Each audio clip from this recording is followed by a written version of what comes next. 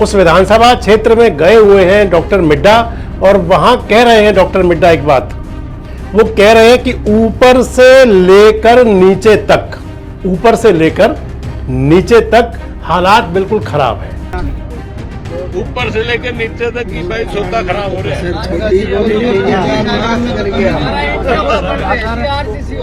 कुलदीप जी please आने का तो फायदा नहीं। हाँ ना, ऊपर से लेकर नीचे तक की भाई सोता खराब हो रहा है। कुलदीप जी प्लीज आगे बढ़ने से पहले एक सवाल करूंगा मिड्डा जी से। मिड्डा जी, ऊपर से लेकर नीचे तक आप ही तो हैं, ऊपर से लेकर नीचे तक आप ही की तो सरकार है। केंद्र से लेकर के, राज्य से लेकर के, पड़ोसी राज्यों से लेकर के, नगर पालिका परिषद से लेकर के, गांव पंचायत से लेकर के, सब जगह आप तो हैं। हम लोग जिन जिन स्थानों पर पहुंचे उन स्थानों पर डिपार्टमेंट की इतनी कमी है जिनको बताना भी मुश्किल है। और वहीं पर मैं आपको बताना चाहूँगा कि ऊपर से लेकर नीचे तक डिपार्टमेंट ने हमें कहीं भी कोऑपरेट नहीं किया।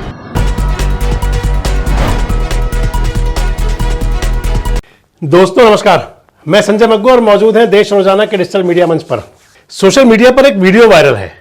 वीडियो है हरियाणा विधानसभा के उपाध्यक्ष, जींद के विधायक हैं, लगातार तीसरी बार विधायक, डॉक्टर कृष्ण कुमार मिड्डा का। डॉक्टर कृष्ण कुमार मिड्डा एक समिति के चेयरमैन भी हैं विधानसभा की और पहुंचे हुए हैं आदमपुर विधानसभा क्षेत्र के अंदर। डॉक्टर मिड्डा चेयरमैन है विधानसभा की एक समिति के और पहुंचे हुए विधानसभा क्षेत्र आदमपुर में। आदमपुर जहां से विधायक कांग्रेस के हैं डॉक्टर चंद्र प्रकाश, पूर्व सेवानिवृत्त आईएएस अधिकारी हैं। उस विधानसभा क्षेत्र में गए हुए हैं डॉक्टर मिड्डा और वहां कह रहे हैं डॉक्टर मिड्डा एक बात, वो कह रहे हैं कि ऊपर से लेकर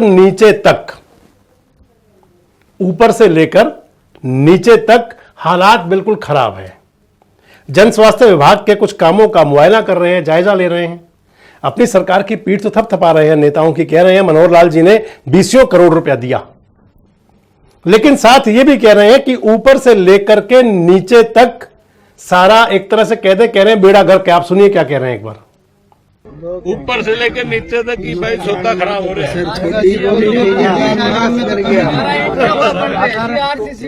कुलदीप जी प्लीज आने का तो फायदा नहीं। हाँ ना, ऊपर से लेकर नीचे तक की भाई सोता खराब हो रहा है। कमेटी के तौर पे हम लोग यहाँ पहुंचे हैं पब्लिक हेल्थ के विषय को लेकर। लगातार यहाँ की समस्याएं हम लोगों को मीडिया के माध्यम से या सुनने में, देखने में नजर आ रही थी और आज वो सारी तस्वीर बिल्कुल साफ हो चुकी है। हम लोग जिन जिन स्थानों पर पहुंचे उन स्थानों पर डिपार्टमेंट की इतनी कमी है जिनको बताना भी मुश्किल है। और वहीं पर मैं आपको बताना चाहूँगा कि ऊपर से लेकर नीचे तक डिपार्टमेंट ने हमें कहीं भी कोऑपरेट नहीं किया। हम जहाँ मशीन मंगा रहे थे सैंपलिंग के लिए, वहाँ मशीन नहीं आई खड्डा खुदवाने के लिए। जहाँ हम सैंपल उठाना चाहते थे वहाँ कटर नहीं मिला। मतलब हर प्रकार से ऊपर से लेकर नीचे तक जो विभाग के अधिकारी है उन्होंने पूरी की पूरी कमेटी को गुमराह करने का प्रयास किया है।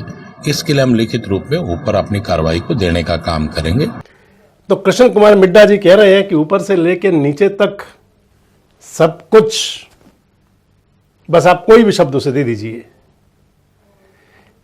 आगे बढ़ने से पहले एक सवाल करूंगा मिड्डा जी से। मिड्डा जी, ऊपर से लेकर नीचे तक आप ही तो हैं, ऊपर से लेकर नीचे तक आप ही की तो सरकार है। केंद्र से लेकर के, राज्य से लेकर के, पड़ोसी राज्यों से लेकर के, नगर पालिका परिषद से लेकर के, गांव पंचायत से लेकर के, सब जगह आप तो हैं। और अगर फिर भी ये हाल है तो उसके जिम्मेदार कौन है, आप ये भी बता दीजिए। खबर में आगे बढ़ूं, एक पुराना बड़ा वाकया है। प्रधानमंत्री नरेंद्र मोदी भी उसे एक बार अपने भाषणों में 2-3 बार जिक्र कर चुके हैं। वाकया है कि राजीव गांधी जब प्रधानमंत्री थे देश के, तो राजीव गांधी कहा करते थे कि ऊपर से 1 रुपया चलता है, नीचे आते आते वो 40 पैसे बच जाता है। पूर्व प्रधानमंत्री राजीव गांधी ने सार्वजनिक रूप से माना था कि कांग्रेस सरकार 100 पैसे भेजती है, 1 रुपया अगर भेजती है तो 100 पैसे में से 85 पैसे भ्रष्टाचार की भेंट चढ़ जाते थे। यानी कि ऊपर से अगर 1 रुपया खर्च के लिए दिया जा रहा है, कोई टेंडर आ रहा है, टेंडर से काम हुआ करते हैं, अगर 1 रुपया आ रहा है तो नीचे आते आते 40 पैसे बच जाते हैं। मैं समझूंगा कि राजीव गांधी की ये साफ गोई थी, बड़ा सीधे कह रहे थे कि 60 पैसा बंदर बांट में चला जाता है, 60 पैसा भाई भतीजावाद में ऊपर नीचे नीचे ऊपर यहां वहां सब जगह बट जाता है, चला जाता है। लेकिन आज की स्थिति बता दें आपको, आज की स्थिति यह है, आप ध्यान करेंगे कर्नाटक विधानसभा का चुनाव था तो वहां राहुल गांधी बोल रहे थे कि यहां 50% कट मनी है, यानी कि 50% चला जाता है। हरियाणा की स्थिति क्या है? हरियाणा की स्थिति अगर आप सोचेंगे, समझेंगे, जानेंगे तो फिर मुख्यमंत्री जी आपको संज्ञान लेना होगा कि राज्य में चल क्या रहा है। मुझे एक ठेकेदार बता रहे थे, एक टेंडर लेता है ठेकेदार, काम किया करता है ठेकेदार, मुझे कह रहा था कि 65% तक बांटना पड़ जाता है, कई बार 65% तक। आप देखें तो हरियाणा के अंदर कितने ही मामले होंगे। नगर निगम फरीदाबाद को लीजिए, 200 करोड़ रुपए का घोटाला बताया गया। एंटी करप्शन ब्यूरो ने जांच की, जांच के अंदर कुछ अधिकारी अंदर बाहर हुए, फाइनल क्या हुआ आज तक कुछ पता चला? आखिर क्या चल रहा था उसके अंदर? मानेसर नगर निगम की मैंने आपके साथ वीडियो शेयर की थी, मानेसर नगर निगम के मैंने आपके साथ 4 वीडियो शेयर किए थे। सरकार की नजर में है, संज्ञान में है, कितने बड़े पैमाने पर वहां चल रहा था घपला घोटाला, क्या हुआ? किसी प्रकार की कोई जांच? कहीं कुछ भी नहीं। गुरुग्राम नगर निगम को ले लीजिए, एंटी करप्शन ब्यूरो में फाइलें लगी हुई हैं उनकी भी, वहां की भी फाइल, कई फाइलें, कई ठेकेदारों के काम ऐसे हैं।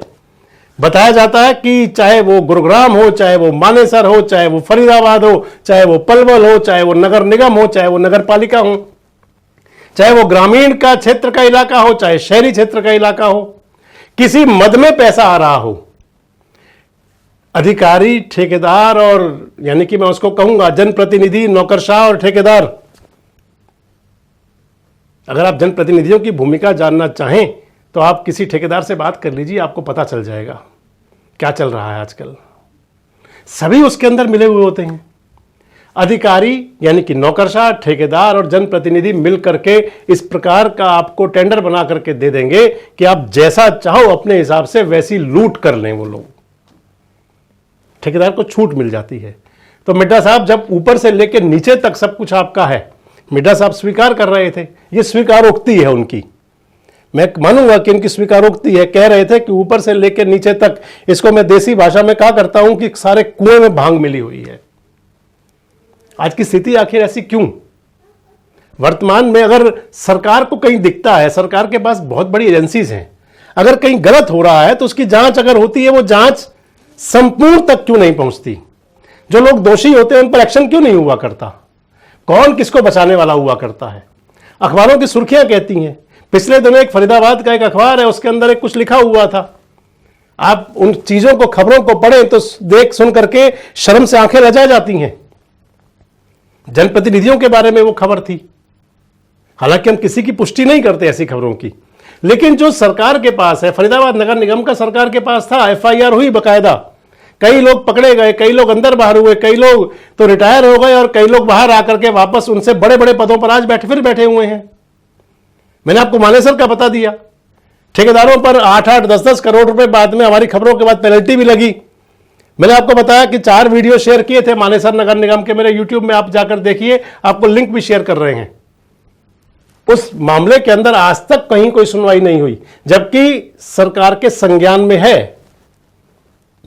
गुरुग्राम नगर निगम का आपको मैंने बताया कि वहां एंटी करप्शन ब्यूरो के पास फाइलें पड़ी हुई हैं बाकायदा, अधिकारियों को नोटिस में भी है, लेकिन उसके बावजूद भी कोई कार्रवाई नहीं होती।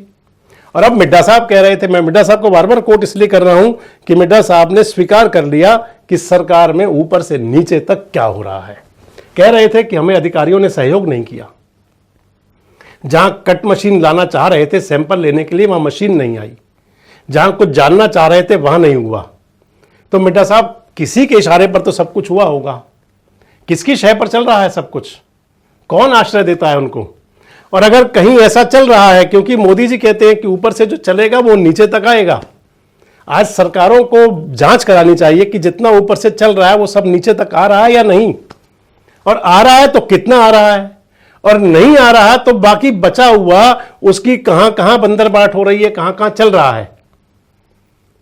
अगर पंचायती संस्थाएं हो तो वहां बता दिया जाता है कि नीचे से लेके ऊपर तक, अगर शहरी संस्थाएं हैं तो वहां ठेकेदार कहते हैं नीचे से लेके ऊपर तक, और जब सब नीचे से लेके ऊपर तक है तो फिर वो क्यों नहीं अपनी चलाएंगे। आपको क्या लगता है कि मिड्डा साहब के इस बयान के बाद क्या सरकार को वाकई इस तरफ गौर करना चाहिए? अगर सब कुछ ऐसा ही चल रहा है तो भविष्य ठीक हो जाए, इसके लिए सरकारों को, हुक्मरानों को सख्त कदम उठाने होंगे।